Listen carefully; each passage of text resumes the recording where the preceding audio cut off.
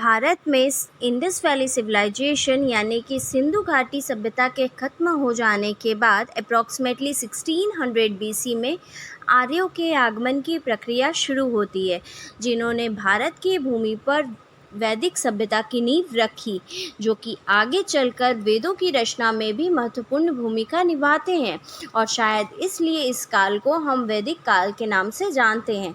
लेकिन भारत में वैदिक सभ्यता के प्रारंभ के बाद एक प्रश्न ये भी उठता है कि जिन आर्यों ने यहाँ वैदिक सभ्यता की नींव रखी, आखिर वो कौन थे, कहाँ से आए थे, क्या थे और कौन सी भाषा को मानने वाले और कौन सी संस्कृति के पुजारी थे।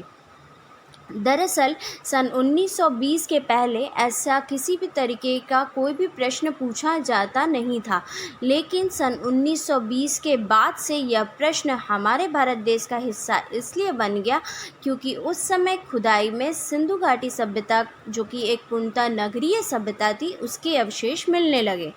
दरअसल ग्लोबली जितनी भी हिस्ट्री की बुक आज वर्ल्ड में अवेलेबल है, उनमें से ज़्यादातर बुक में आपको ये दर्शाया हुआ मिलेगा कि इंडियन सिविलाइजेशन और उसके कल्चरल एस्पेक्ट जैसे कि वेद, पुराण और संस्कृत लिटरेचर ये इंडियंस की नहीं बल्कि आर्यों के द्वारा बनाई गई है और आर्यों की देन है, जो कि यूरोप से 1500 बीसी में इंडिया में आए थे और 3500 साल पहले यहाँ पर रहने वाले द्राविडियन यानी कि जो भी सिंधु घाटी सभ्यता के लोग थे, उनसे लड़ाई कर उन्हें हराया और यहाँ पर वैदिक धर्म की स्थापना की और पूरे इंडियन सब कॉन्टिनेंट पर अपना कब्जा कर लिया।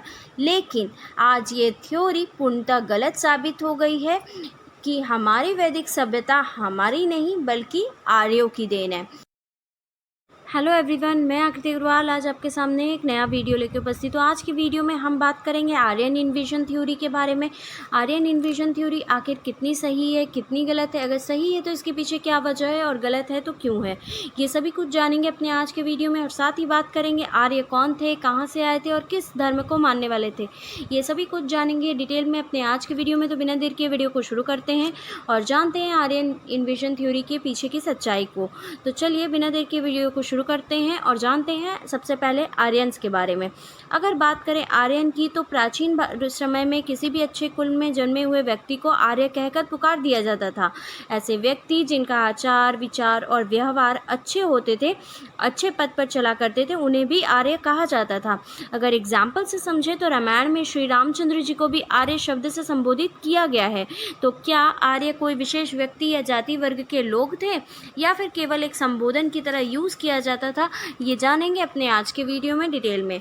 तो अगर बात करें आर्य की, तो आर्य एक संस्कृत भाषा का शब्द है जिसका अर्थ होता है श्रेष्ठ अथवा अच्छे कुल में जन्मा हुआ व्यक्ति। यह शब्द एक विशेषण है जिसका प्रयोग वैदिक सभ्यता के निर्माता के लिए किया जाता है। अगर उनके बारे में डिटेल में जाने तो वे अत्यंत ही गोरे, अच्छी कदकाठी, घुंघराने बाल, लंबी नाक और अत्यंत ही शक्तिशाली व्यक्ति हुआ करते थे। मुख्य रूप से वे घोड़ों की सवारी करते थे, तलवारबाजी में निपुण थे और तीर कमान चलाना अच्छे से जानते थे। युद्ध में विभिन्न हथियार, ढाल, कवच और रथों आदि का प्रयोग करते थे। साथ ही अपने व्यवसाय में कृषि तथा पशुपालन किया करते थे। देवताओं में विश्वास रखते थे, देवताओं को प्रसन्न करने के लिए यज्ञ भी करते थे। संस्कृत भाषा के शुरुआती प्रारूप यानी कि हिंदू यूरोपीय भाषा का प्रयोग करते थे, लेकिन उन्हें लिपि का ज्ञान नहीं था। अतः वे अपने ज्ञान को पढ़कर और सुनकर एक पीढ़ी से दूसरे पीढ़ी तक पहुँचाते थे। किसी भी तरीके का कोई भी क्लास डिवीजन इस समय में नहीं होता था, लेकिन वे अपने से भिन्न लोगों को दास या दस्यु कहकर पुकारते थे। ये तो बात रही आर्यों की। और अब बात करते हैं आर्यन इन्वेजन थ्योरी की कि आखिर क्या कहती है आर्यन इन्वेजन थ्योरी। अगर बात करें आर्यन इन्वेजन थ्योरी की, तो इस सिद्धांत के अनुसार करीब 1500 ईसा पूर्व में यूरोप के किसी इलाके से आए आर्य आक्रमणकारियों ने भारत के पश्चिमी इलाके पर हमला किया और उस समय वहां रह रहे भारत के मूल निवासी, जो कि कमज़ोर और पिछड़े वर्ग के लोग थे और इस आक्रमण का जवाब दे पाने में असमर्थ थे, उन्हें हरा दिया। इसके पश्चात आर्यों ने उन इलाकों को जीतकर वहां अपना कब्जा कर लिया और हारे हुए भारतीय दक्षिण भारत तक ही सीमित रह गए। यह आर्य इन्वेजन थ्योरी आज भारत के लिए एक बहुत ही महत्वपूर्ण है और बड़ी चर्चा का विषय इसलिए है क्योंकि यह भारत के उस अतीत पर प्रश्न उठाती है जिस पर हमारे भारत का भविष्य टिका है। यह सिद्धांत ये कहता है कि इस देश को एक सूत्र में बांधने वाली वैदिक सभ्यता सहित हमारे वेद, पुराण और हमारी संस्कृत भाषा हम भारतीयों की नहीं बल्कि उन आर्यों की देन है जो कि 1500 ईसा पूर्व में भारत आए थे और यहाँ बस गए थे। ये सिद्धांत यहाँ रह रहे उस समय के लोगों को उनके रंग के आधार पर भी बांटता है कि वो व्यक्ति जो कि गोरे दिखते थे, अच्छे कदकाठी, अच्छे गुंगराने बाल और सभ्य दिखने वाले थे, वो व्यक्ति आर्य थे, और जो व्यक्ति थोड़े काले थे, ग्रामीण थे, पिछड़े थे, वे व्यक्ति अनार्य या फिर द्रविड़ हैं। ये Aryan invasion theory Max Muller के द्वारा दी गई थी और उन्होंने ही इस थ्योरी का प्रचार प्रसार भारत सहित अन्य देशों में किया, शायद इसलिए ताकि वर्षों पुरानी हमारी वैदिक सभ्यता, हमारे वेद, पुराण, हमारी संस्कृत भाषा भारत की ही नहीं बल्कि यूरोप की देन है, यह सिद्ध किया जा सके। लेकिन इस आर्यन इन्वेजन थ्योरी को सबसे बड़ी चुनौती सन 1921 में मिल गई जब अचानक से सिंधु नदी के किनारे एक सिंधु घाटी सभ्यता के प्रमाण मिले, और यह एक जगह पर नहीं बल्कि कई जगहों पर विकसित सभ्यता थी।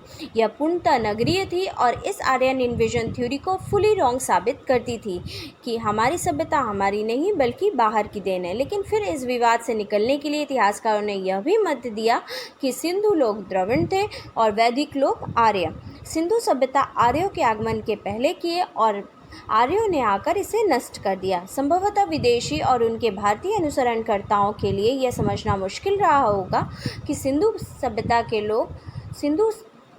विश्व स्तरीय सभ्यता थी और इससे पूर्व तो पश्चिम सभ्यता के पास ऐसे नगर थे ही नहीं, और फिर इस सभ्यता के लोगों के पास टाउन प्लानिंग का ज्ञान कहाँ से आया होगा और उन्होंने स्विमिंग पूल बनाने की तकनीक कैसे सीखी होगी, फ्लश टॉयलेट सिस्टम और न जाने ऐसी कितनी चीज़ जिनके बारे में उस समय दुनिया में कोई जानता भी नहीं था, वह कहाँ से आया होगा। ग्रीस, रोम और एथेंस का नामो निशान भी उस समय था नहीं।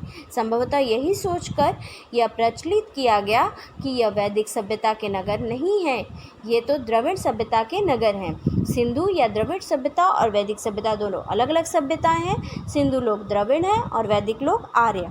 आर्य बाहर से आए हैं और सिंधु घाटी सभ्यता के बाद यहाँ रहने लगे हैं। इस थ्योरी को भी भारतीयों ने आर्यन इन्वेजन थ्योरी की तरह ही मान लिया। लेकिन अब आप ये सोच रहे होंगे कि ऐसा उन्होंने आखिर क्यों किया, तो मैं आपको बता दूं, ऐसा उन्होंने इसलिए किया क्योंकि वो इंडियन वैदिक स्कॉलर और वैदिक लिटरेचर जैसे कि वेद, पुराण, संस्कृत लैंग्वेज सहित ऋग्वेद की रचना उन्होंने की, ये दुनिया को बताना चाहते थे। आज के वीडियो में बस इतना ही। For more such interesting video like and subscribe my channel. Thank you. Bye bye.